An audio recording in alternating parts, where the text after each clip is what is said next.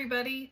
I have to apologize to everybody because I did do a video yesterday. However, YouTube kicked me off because the video was too long.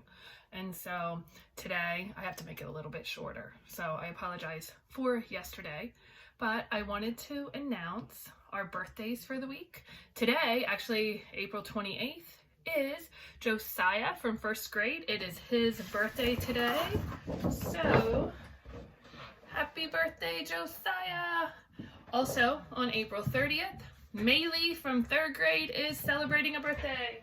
Happy birthday, Maylee! I hope you have a great day. All right, there's the whole happy birthday. Okay, here we go. I hope you have a great birthday. It's a good week for a birthday, and I don't know if it's the sun is shining at your house, but it is at mine today, so I'm very excited about that. We're going to read part of chapter 14 because it's a very long chapter. So we'll do part today and part tomorrow so we stay within our 15-minute YouTube time limit. Chapter 14 is called On With the Show. I'm always happy to get back to room 26, but that Monday I was even more excited than usual. I wanted to tell Og about the circus decorations and the rainbow. I hope maybe he'd seen it too. But as soon as Simon put my cage on the table, Og began to leap up and down. Boing, boing, boing, he said. He leaped so high I thought he was going to pop his head on the top of his tank. Goodness, Mrs. Brisbane said, what is going on with Og? Simon was still standing near us, and he gasped loudly, Mrs. Brisbane, come here, quick! He was staring at the tadpoles. Mrs. Brisbane gasped too when she joined him. Oh my, she said. Boing, Og twanged. Their heads are so much bigger, our teacher said. And look, their bodies are much longer. Their tails, too. Boing, boing, boing, boing, Og repeated. All right, Uncle Og, Simon said. We see what happened. Other students came into the classroom and gathered around. Flip and Flap look more like frogs, Rosie said. Right on schedule, just Joey said. According to the booklet, it won't be long now before they're real frogs. I wish my friends weren't all crowded around the tank because I couldn't get a good look at the tadpoles. Amazing, tell the truth, Thomas said. Boing, Og agreed. Mrs. Brisbane turned to her students. Speaking of amazing things, did any of you see the rainbow on Saturday? Yes, I squeaked. Boing, I guess Og had seen it too, and so had almost all of my friends. Mrs. Brisbane had planned to start the day with math, but instead she sent the class to the library to look up facts about rainbows and tadpoles. It takes a really great teacher to change her plans when the students get excited about something. When they returned, they shared what they had learned. According to Helpful Holly, rainbows are caused by light bouncing off of water droplets. That's where the rain part comes in. And Small Paul explained that the colors of the rainbow are in this order: red, orange, yellow, green, blue, indigo, and violet. I wished I'd paid more attention. That's Roy G. Biv, Nicole shouted. Paul nodded and said, the letters of his name stand for the colors of the rainbow. I think every time I see a rainbow from now on, I'll think of Roy G. Biv. Joey talked more about the tadpole development. Some tadpoles take even longer to grow into frogs than Flip and Flap. Our principal, Mr. Morales, visited our classroom to see the tadpoles. He was wearing a tie with small, colorful rainbows on it. I wish my children could see the tadpoles, he said. What about seeing us? I squeaked. Boing, Og agreed.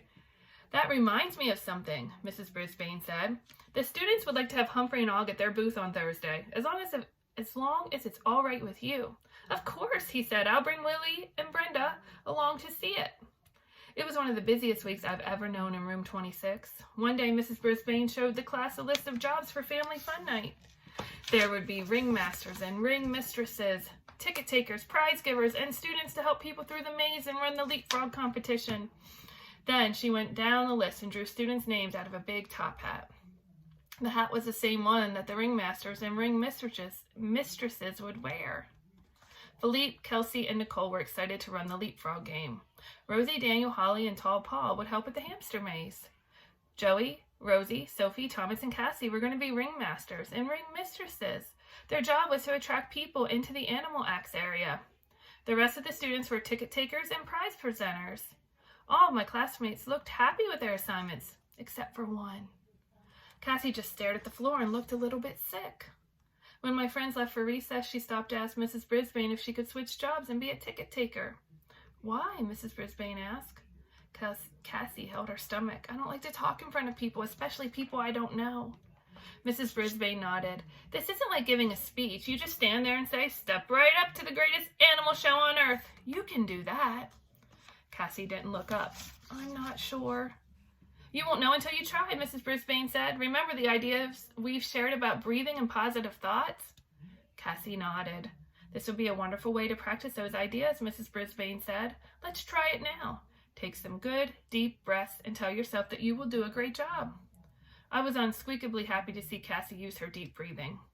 Now say, welcome to Brisbane's amazing animal act. Step right up and try the Humphrey Jungle Maze. Come try Og's Frog Leap Challenge. I love Mrs. Brisbane's dramatic voice. Cassie said, that was great. Mrs. Brisbane asked her to try it. Cassie took a good long breath. Welcome to Amazing Brisbane's Acts. Step right up for the Humpster's Maze and Og Frog's Leap. Mrs. Brisbane smiled. That was very good, Cassie, she said. I know you can do it with a little practice. Give it all you've got.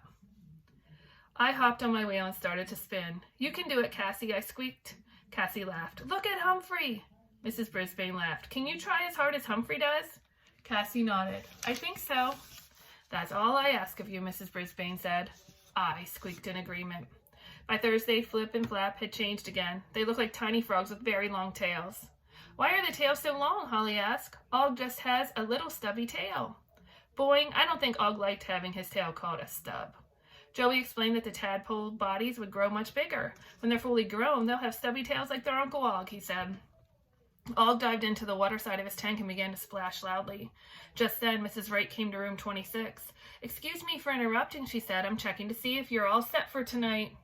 Everything's under control, Mrs. Brisbane replied. I saw your signs about the hamster maze and frog leap. I want to make sure you're not talking about actual hamsters and frogs, Mrs. Wright continued. They're not allowed in the gym. My friends moaned and groaned. Mrs. Wright is very particular about her gym. I don't think she would allow humans in the gym if she had her way. Is there a rule about that? Mrs. Brisbane asked. Absolutely, Mrs. Wright said. That's funny, Mrs. Brisbane said. Mr. Morales told me it was fine. Mrs. Wright shook her head. Joey raised his hand. Humphrey's been in the gym before. He was there after school and in the holiday program, too. Mrs. Wright scowled. It would mean a lot if you could bend the rules, Mrs. Brisbane said. They really want to show off Humphrey and Og. Mrs. Wright was still scowling. She glanced over at our table. What's in the aquarium? She asked. Tadpoles, Mrs. Brisbane told her. Mrs. Wright shook her head. Strictly forbidden, she said, but the frog and the hamster can come if they are contained. My friend cheered loudly.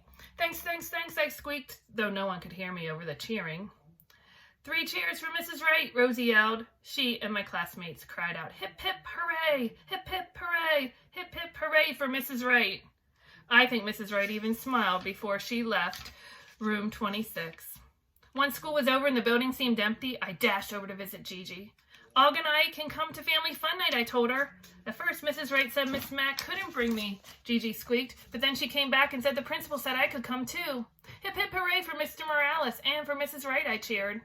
Oh, and my friends tried putting a clown hat on me, but I was shaking it off until they gave up, Gigi said. Was that bad? No, I assured her. Just because you're a pet doesn't mean you have to do things you're not comfortable doing. Thanks, Gigi said with a yawn. I hope I can stay awake tonight. It was getting dark, so I scurried back to room 26. I was so unsqueakably excited I took a long spin on my wheel to calm down. I hoped Cassie was doing some exercise too. A little while later, the door opened and Bob turned on the lights. I liked Bob, but I was a little disappointed. I hadn't seen Aldo for such a long time. Good news, he said as he started to sweep. You two will be seeing a lot more of me. I just got hired to the permanent nighttime custodian position at Longfellow School, starting next fall. Oh, I squeaked. Boing, boing, Og twanged. Yep, Bob continued. Aldo got a teaching job. He's happy and I'm happy too. I was happy that Aldo's dream came true, but it broke my heart a little to think that my good friend was leaving. And we're going to stop there and tomorrow tune in for the second half of chapter 14. Have a great day, everybody.